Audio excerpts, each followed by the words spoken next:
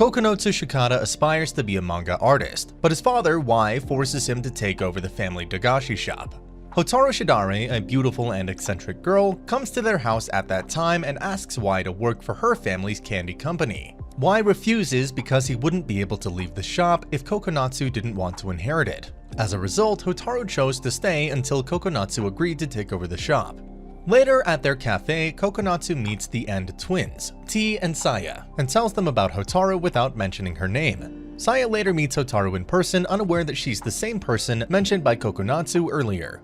Hotaru arrives at the Shikada shop, San Y, and continues her bizarre and sexually oblivious sweets-related behavior, eventually passing out after consuming a non-alcoholic candy-beer mix. Later, Kokonotsu and Saya meet up, and Hotaru joins them while playing with candy that can also be used as a whistle. She then tells a story about the snack, which Saya dismisses as nonsense, but Kokonotsu realizes as allegorical and implies that Hotaru's antics may not be entirely genuine.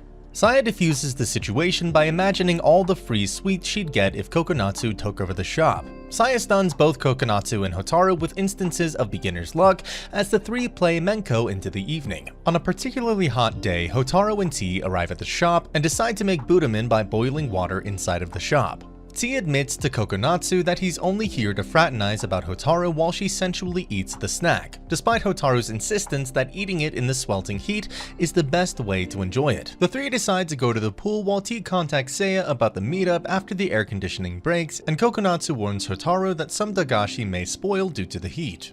At the pool, Kokonotsu and T meet Y, who moonlights as a lifeguard, and the girls. It is then revealed that Y and Hotaru are conspiring to bring Kokonotsu closer to sweets once more. However, the plan backfires when the Dagashi they planted in the pool are unable to be eaten due to a no food or drink sign they forgot to remove. Hotaru arrives at the shop the next day to find T but no Kokonotsu, who is busy moving Dagashi that may have gone bad the day before. Hotaru tries to start a conversation about Dagashi with T but misinterprets his aversion to the topic as a challenge. As Kokonotsu stumbles upon the scene with no context and an air conditioning repair crew, Hotaru quickly balls candy into T's mouth. Hotaru is forced to stay with Saya at the cafe shop by Kokonotsu, and the two get along swimmingly. When Kokonotsu enters the shop, he discovers Hotaru blindfolded. She challenges him to a blind taste test using various flavors of fugashi, with the caveat that the taster's hands must be tied behind their back in order to avoid cheating by identifying the snack solely on the basis of texture. When the fugashi flavors they're testing run out, Kokonotsu tries to trick Hotaru with a rare fugashi flavor. She still gets it right, much to his chagrin. When it's Kokonotsu's turn, Hotaru complains of a dry mouth and runs off to get a drink, leaving him blindfolded and bound. Unfortunately, Y arrives at the shop before Hotaru and misinterprets the situation. Following that, T and Kokonotsu meet at the cafe end. T notices the girls' doodles by Kokonotsu and draws attention to the size difference in their breasts. When Kokonotsu returns to the sweets shop, he runs into Hotaru and realizes he forgot his notebook with the drawings. Sensing Kokonotsu's predicament, Hotaru tosses him a box of Gilco caramel and the two use the candy's kilocalories to sprint back to the cafe as quickly as they can. When the two are 300 meters apart, Hotaru runs out of candy and energy. She offers him her last piece as she collapses from exhaustion. As Kokonotsu enters the cafe, she's greeted by Saya, who is already looking at the doodles. Late at night, Kokonotsu interrupts his father and Hotaru as they enjoy bin ramune. While Hotaru explains the Dagashi's peculiarities, Kokonotsu remarks on the snack's apparent addictiveness, particularly after witnessing Y greedily drink it despite the fact that it's supposed to be for sale. While Kokonotsu returns to his bed, the two decide to make things right. Kokonotsu is reawakened again at 1:30 AM, this time by his father making food vlogs. Y claims that he's doing it to make money from YouTube's ad revenue, but also admits that his videos have only reached 13 views in total. When Kokonotsu decides to watch his father's record, he notices that he reads from a script and doesn't have much to say about Baby Star Ramen. He decides to assist by naming facts about the Dagashi's origins, mascots, and naming convention while the webcam is still recording. The video receives over 100 more views as a result of this. After hearing that Kokonotsu and T are broke, Hotaru comes over. She introduces them to prizes hidden inside Yanaman packages, despite the fact that the prizes are more like coupons than yen, and Hotaru goes through several without winning anything. Despite the fact that she has never won a candy prize in her life, she introduces the boys to the Sour Grape Challenge. This involves a 3-pack of grape-flavored gum, one of which is extremely sour. Whoever eats the sour one must help the winners in some way. Hotaru thinks she has the boys beat because the gum's packaging reveals which one is the sour one, but double-checking it reveals she bought a pack with new packaging. Hotaru loses after the three eat a piece. Kokonotsu tries to cheer up a downcast Hotaru by suggesting that her bad luck could be considered a form of talent. Regardless, Hotaru flees in rage before Kokonotsu and T realize she never kept her end of the bargain. Hotaru invites the three to a temple to discuss Super Hemo Q, an elongated gummy worm like Dagashi. T comes in with a new Dagashi, Makin Gummies, and interrupts her. A pun on John Ken, he opens up the package to discover that she has the paper version of the candy, and then decides to play a prank after noticing the similarities to the stretchy hand toy and receiving a confirmation glare from Hotaru. He purposefully lifts his sister's skirt, enraged Saya, who punches him and throws him several meters away. Hotaru returns to the subject of the Super Hemo Q and demonstrates the various ways in which it can be used. The result is a modified tug-of-war between her and Kokonotsu in order to determine the shop's succession. After the game ends in a tie, Hotaru continues by telling Kokonotsu and Saya about the history of the Dagashi's length while using it as a nunchuck. A piece of the fling snaps off and flies into the air. Kokonotsu instinctively chases it down, grabs it with his mouth, and lands on top of T. After that, the four decide to play Ohajiki to settle the succession issue. When Saya demonstrates proficiency in a game she's never played before, Hotaru suggests that she work at the Shikada shop. As she stares at Kokonotsu, she flushes with the thought.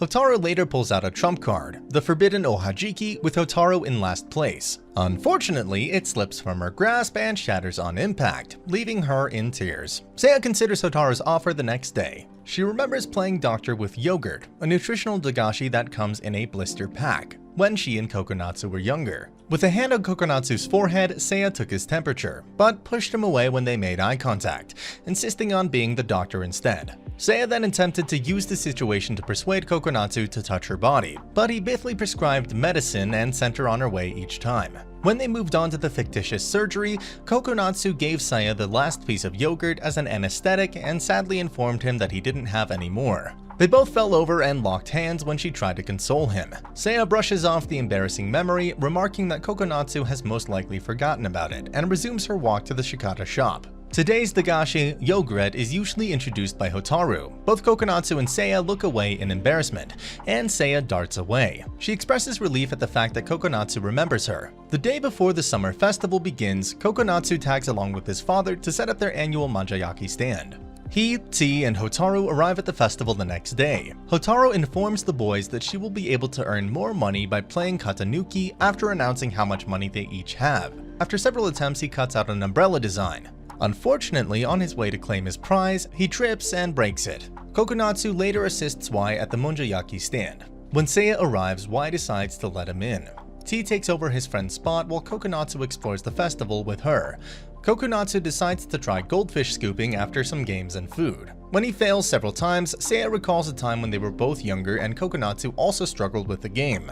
The stand owner gave him a goldfish as a token of his sympathy after he had spent all of his money with no success, which Kokonotsu decided to give to Saya. Saya accepts the goldfish with a blush and a thank you, which happens to be the same thing that happened before the first time. Kokonotsu, T, Hotaru, and Saya sit in the powerless shop during a typhoon while T tells scary stories to frighten Saya but leave Kokonotsu with questions about the plot inconsistencies. T is retelling stories from packages of super scary story gum that are entirely fictional, according to Hotaru.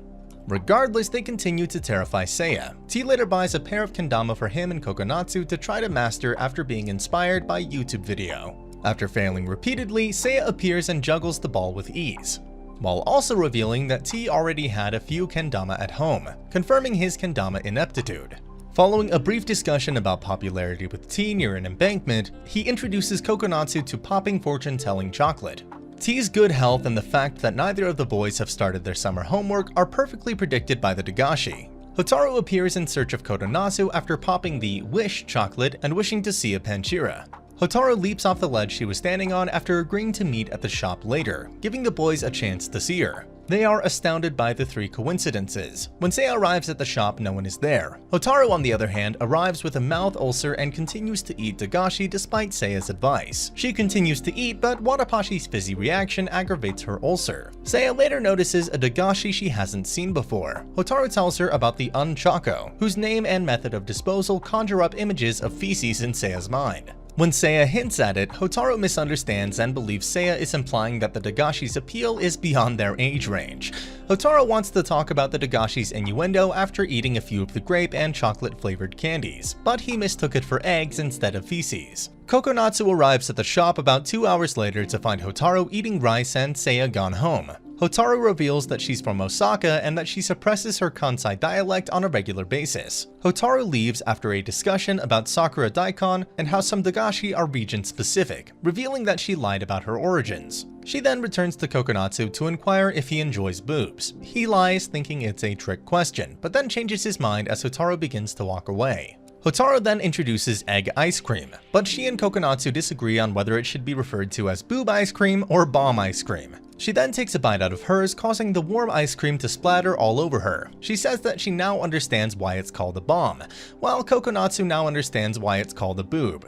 T is approached in the middle of the night by Hotaru, who asks for his assistance with something. After consulting with Seiya, Kokonotsu notices that Hotaru hasn't shown up at the shop for a while, and the two decide to pay a visit to the mansion where she's staying. They're surprised to find a bedridden Hotaru, who refuses to eat any of the Dagashi Kokonotsu brought with him as gifts for her, and she reveals that her mouth ulcer has worsened after some questioning. She hoped to improve in time to try the new Baby Star ramen flavor that was about to be released. She also reveals that she decided to follow T's advice and stop eating Dagashi altogether in order to aid her recovery. But this causes withdrawal symptoms, prompting her to attack Kokonotsu in order to claim the Dagashi he brought. After calming her down, Kokonotsu and Seiya discover the medicine she was taking to treat her ulcer was actually Dagashi, and that it was not helping her condition at all, much to their dismay. Kokonotsu, Hotaru, and Seiya spy on Y while he works on the shop after questioning Hotaru about why she thinks Y is qualified to work in her father's company. Y ends up demonstrating his people skills when he covers for a boy buying cola gum for a girl he's trying to impress, despite the fact that the endeavor appears to be futile at first. This improves Kokonotsu's impression of his father slightly, until he almost begins to read through Kokonotsu's unfinished manga. Kokonotsu and Hotaru wait for the next available train at a train station sometime later. While Hotaru tells the stories of both their origins,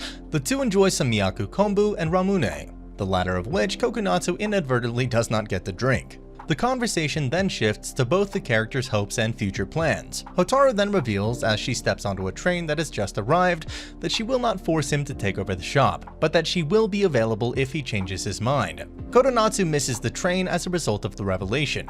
On a beach pier, Hotaru and Seiya discuss the flavor of love a day after the previous episode. T and Kokonotsu try to gain popularity through fortune-telling Dagashi once more. Kokonotsu recalls his previous conversation with Hotaru at the train station when the two groups see each other from afar. He decides to respond to Hotaru. Kokonotsu is concerned that Hotaru's indecisiveness is tying him to the town. And that's the end of the video. As always, if you liked what you saw, subscribe to the channel. I'll be uploading a lot of videos just like this, so I'll see you in the next one.